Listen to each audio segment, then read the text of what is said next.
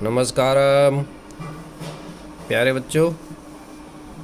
पिछले लेक्चर में मैंने आपको बताया कि the inverse of an inverse relation is the original relation, यानी प्रतिलोम संबंध का प्रतिलोम मूल संबंध ही होता है।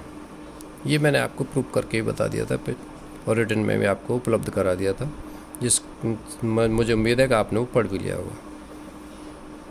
अब जैसा कि मैंने आपको बताया था कि किसी सेट का स्वयं के सेट ए पर सेट ए का इसी सेट ए पर गुणनफल करने पर, कार्तीय गुणनफल करने पर, परिभाषा के अंतर्गत यदि कोई संबंध स्थापित होता है, कोई संबंध निकल आता है, तो हम उसको द्विआधारी संबंध कहते हैं। यानी किसी समुच्चय ए से ए में ही परिभाषित कोई संबंध आर द्विआधारी संबंध कहलाता है। ए से ए में जब हम कार्तीय गुणनफल करते हैं तो जो संबंध हमारे पास निकल करके आता है उसको हम परिभाषित संबंध कहते हैं, और उसी को वो वाला संबंध द्विआधारी संबंध कहलाता है। अब हम इसके प्रकार की तरफ बढ़ते हैं बच्चों। देखिए, मैंने इधर द्विआधारी संबंधों के कितने प्रकार हैं, तो इसमें कई सारे प्रकार हैं। मैंने चार्ट बना दिया है। पहला है रिफ्लेक्सिव स्वतुल्य संबंध, सम्मित संबंध जिसको सिमेट्रिक कहते हैं, ट्रांजिटिव संबंध, संक्रमक संबंध कहते हैं, प्रतिसम्मित संबंध एंटी सिमेट्रिक रिलेशन कहते हैं, रिक्त संबंध एम्प्टी या वॉइड रिलेशन कहते हैं, तत्समक संबंध इसको आइडेंटिटी रिलेशन कहते हैं, सार्वत्रिक संबंध इसको यूनिवर्सल रिलेशन कहते हैं। अब इनमें से पहले तीन को मिला करके, यानी स्वतुल्य संबंध, सम्मित संबंध, संक्रमक संबंध, इन तीनों को मिला करके तुल्यता संबंध भी कहते हैं। यानी अगर कोई संबंध इस तरह से आपके पास, मान लीजिए कोई एग्जाम्पल है, उसमें तीनों तरह के संबंध पाए जाते हैं, तो वो तुल्यता संबंध कहलाता है। अब मैं एक एक करके आपके सामने इन तीनों संबंधों को एक्सप्लेन करूंगा। तो इसमें सबसे पहले स्वतुल्य संबंध लेता हूं। बहुत ही दिलचस्प है, मज़ेदार है, आपको आनंद आएगा। देखिए, इसकी परिभाषा ये है कि समुच्चय ए पर संबंध आर इस प्रकार हो कि ए का प्रत्येक अवयव स्वयं से आर द्वारा संबंधित हो, स्वतुल्य संबंध कहलाता है। जैसे उदाहरण के लिए मान लीजिए कोई सेट ए है आपके पास, और ए सेट में 1 2 3 ये एलिमेंट्स हैं। तो 1 2 3 और 1 2 3 ये भी सेट ए है, ये भी सेट ए है। इन दोनों के कनेक्शन के बाद, इन दोनों के लिंक के बाद, इन दोनों के गुणनफल के बाद जो हमने एक संबंध स्थापित किया या संबंध निकाला, वो मान लीजिए ये वाला है 1 1 2 2 3 3 1 2 2 3। तो हमें ये देखना है, तो क्या ये रिलेशन सेट ए पर एक स्वतुल्य संबंध है? तो हमें इसके देखने के लिए बहुत आसान है। हम देखेंगे कि हमारे पास सेट ए में कौन कौन से एलिमेंट है। 1 2 और 3 तीन एलिमेंट हैं। तो 1 एलिमेंट का स्वयं के साथ में ऑर्डर पेयर मौजूद है कि नहीं, आर में है। 2 का 2 के साथ है कि नहीं, है। 3 का 3 के साथ ऑर्डर पेयर है कि नहीं है। यानी 3 का 3 से संबंध है, 2 का 2 से है, 1 का 1 से है। तो इसी को हम कहते हैं स्वतुल्य संबंध, इसलिए R1 जो है स्वतुल्य संबंध है। परंतु हम देख रहे हैं इसी सेट ए पर ये वाला संबंध R1 जिसमें ये वाले एलिमेंट्स हैं, स्वतुल्य संबंध नहीं है। क्यों? क्योंकि आप देख रहे हैं इसमें 1 1 2 2 तो है, लेकिन 3 3 इसमें मौजूद नहीं है। और लिखेंगे कैसे से? ऐसे लिख देंगे कि relation R1 is not a reflexive relation. क्यों? क्योंकि 3 ए का एलिमेंट है, लेकिन 3 3 R1 का एलिमेंट नहीं है इसका। इसी प्रकार से हम लिखेंगे, देखिए मान लीजिए एक सेट हमारे पास 1 2 3 4 एक सेट है, और हमारे पास ये रिलेशन निकाला, कोई रिलेशन दिया हुआ है, तो ये भी स्वतुल्य संबंध नहीं है। क्यों? क्योंकि आप देख रहे हैं 2 सेट ए का एलिमेंट है, लेकिन 2 2 आर में मौजूद नहीं है। 2 2 does not belongs to R. अब मैं एनसीईआरटी का एक एग्जाम्पल लेता हूँ।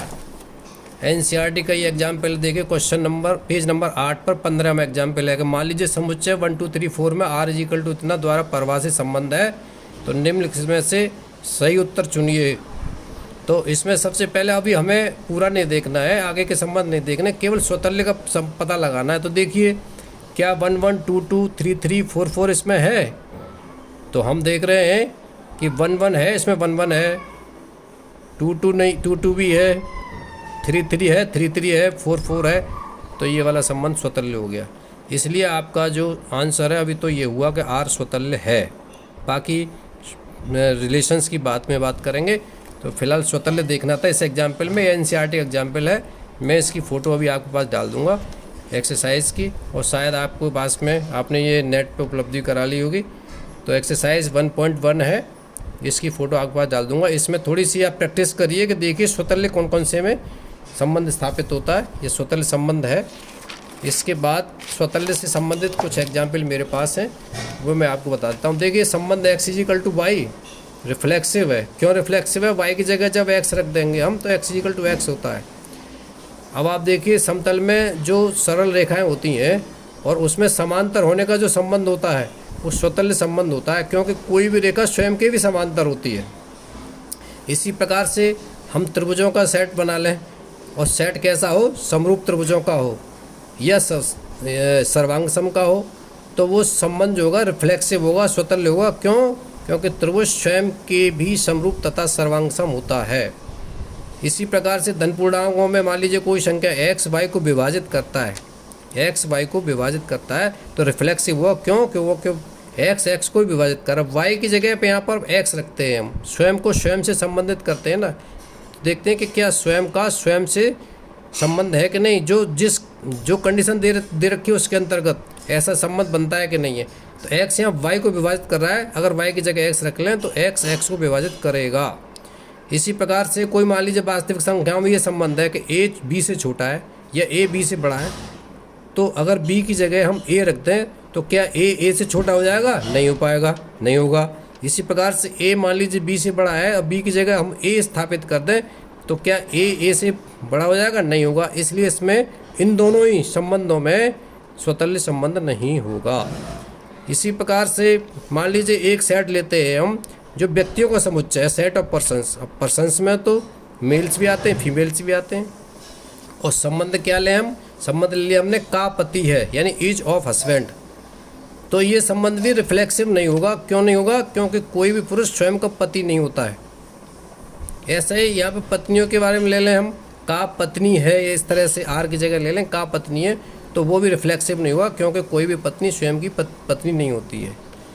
और अब आप क्वेश्चन नंबर 1 देखिए ज़रा एनसीईआरटी का। क्वेश्चन नंबर 1 में यहाँ पर दिखाया है प्रश्नावली 1.1 में समुच्चय a = 1 2 3 ये 4 तक है, r = इतना है।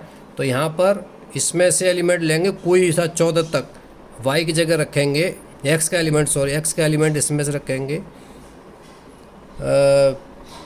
अभी ये क्वेश्चन कंप्लीट नहीं हो पाएगा, इसलिए मैं वीडियो को यहीं पर रोक रहा हूँ। और कल मैं स्वतल्य से संबंधित कुछ क्वेश्चंस कराऊंगा एक्सरसाइज में से, और आगे के संबंधों के बारे में बताऊंगा।